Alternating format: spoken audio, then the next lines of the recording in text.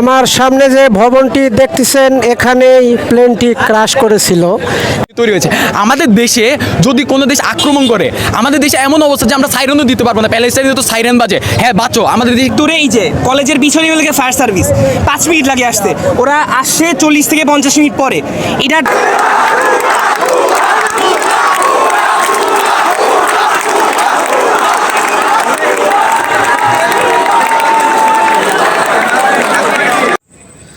বাস থেকে নেমে আমি জসিমউদ্দিন রোড পার হয়ে রিক্সা খোঁজ করতেছি। এক চাচার সাথে চুক্তি করে রিক্সা নিয়ে যাচ্ছি। আজকে যেহেতু একটা ট্র্যাজেডিক ঘটনা, এখানে সব কিছু আমি বাস্তব দেওয়ার চেষ্টা করব, কোনো এডিটিং করব না। এই ভিডিওটা করতে আমার অনেক কষ্ট হয়েছে, অনেক কিছুর সম্মুখীন হতে হয়েছে। আপনারা যেটা দেখবেন ভিডিওটা টানবেন না, অনেক কিছু মজা আছে। এখানে আপনারা অনেক পুলিশ দেখতেছেন। এই দুর্ঘটনা একটা আন্দোলনে মোড় নিয়েছে। ছাত্ররা তারা 6 দফা দাবিতে আন্দোলন করতেছে। এখানে সমন্বয়করা এসেছে, উপদেষ্টারা এসেছে, আইন শৃঙ্খলা প্রচুর বাহিনী এখানে এসেছে। ভিতরে আমি বিস্তারিত সব আপনাদেরকে দেখাবো, ভিডিওটা না টেনে আমার সাথে থাকুন।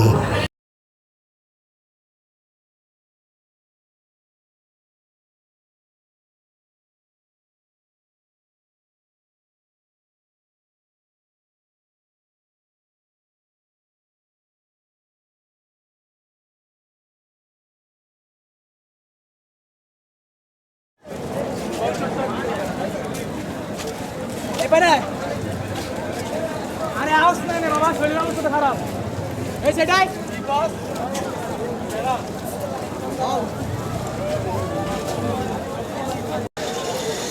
দিয়াবাড়ি ট্র্যাজেডি থেকে আমি হৃদয় আপনাদেরকে স্বাগত জানাচ্ছি হৃদয় ব্লগে। কালকে যে প্লেনটি ক্র্যাশ করেছিল, আমি একটা ব্লগ বানার জন্য এখানে এসেছি। এসে দেখি ছাত্র তারা 6 দফা দাবি দিয়েছে। তাদের ছাত্রছাত্রী কত মারা গিয়েছে এক্স্যাক্টলি কোনো সঠিক তথ্য তারা না পাওয়াতে তারা 6 দফা দাবি দিয়েছে। আইন শৃঙ্খলা বাহিনীরা এসেছে এখানে, বাংলাদেশ সরকারের উপদেষ্টারা এসেছে, তাদেরকে এখানে তাদের সামনে আন্দোলন পেশ করতেছে।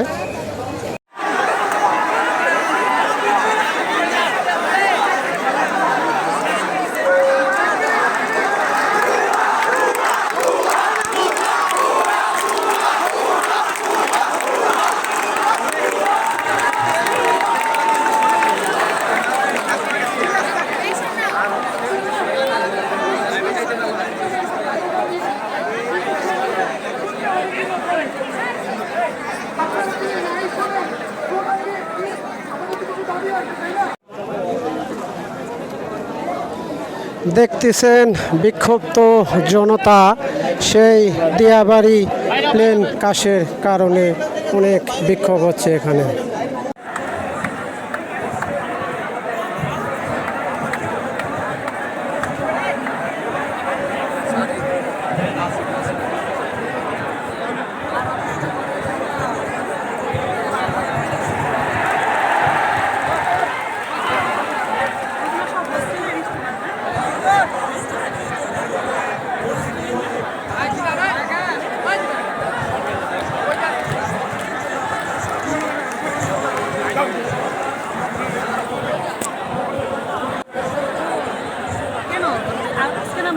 অন্যান্য ক্যাম্পাস বন্ধ করতে হবে।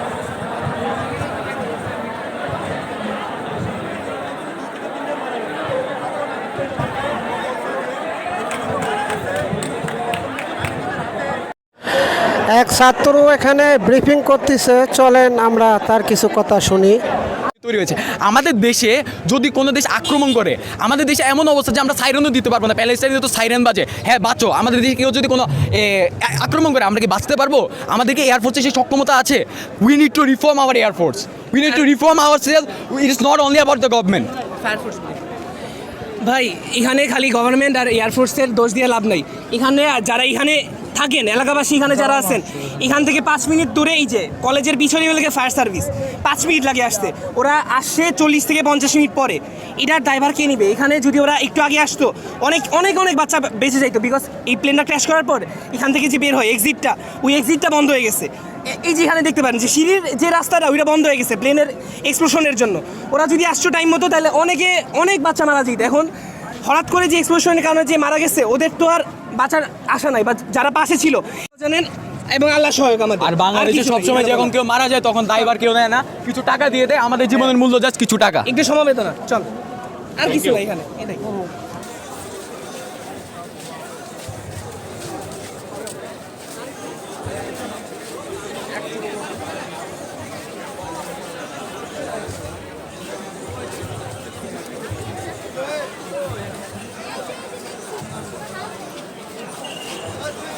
ভাই 1 মিনিট ভাই।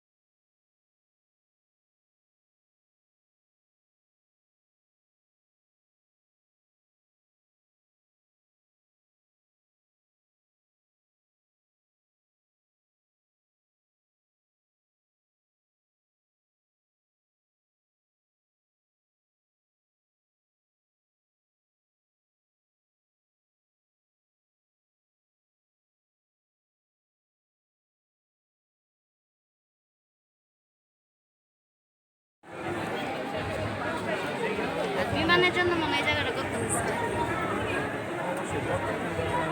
ছিল না, না এই জন্য লেভেল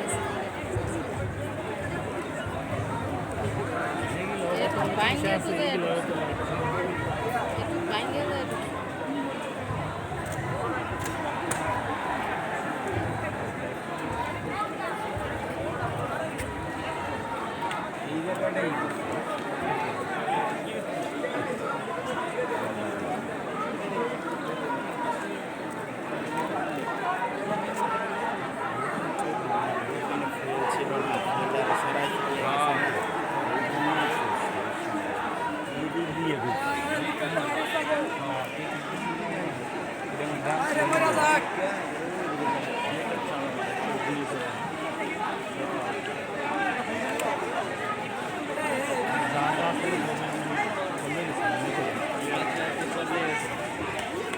নাকি এদিকে বসে না এনে পড়ে এদিকে ঢুকেছে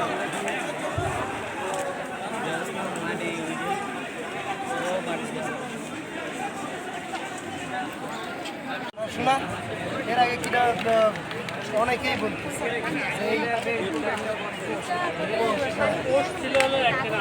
একদিন আগে তো ওই পোস্ট দেওয়ার পরেই তো এই ঘটনাটা হরতাল লাগলো না আওয়ামী লীগ, আওয়ামী লীগের লোকদের এই পোস্টটা, কিন্তু এটা তো আর কে করবে এটা তো আর কেউ জানে, এটা কি কেউ জানে? আর যে বিমানটা 2004 বাদ দিয়ে দিয়েছে আর 26 সালে কিভাবে চলে সেই জিনিসটা, শালা আমরা বাঙালি মানে অরিজিনাল এরিয়া। এখানে বিভিন্ন মিডিয়া এসেছে, এখন যেটা ব্রিফ করতেছে আপনারা দেখতেছেন এটিএন বাংলা।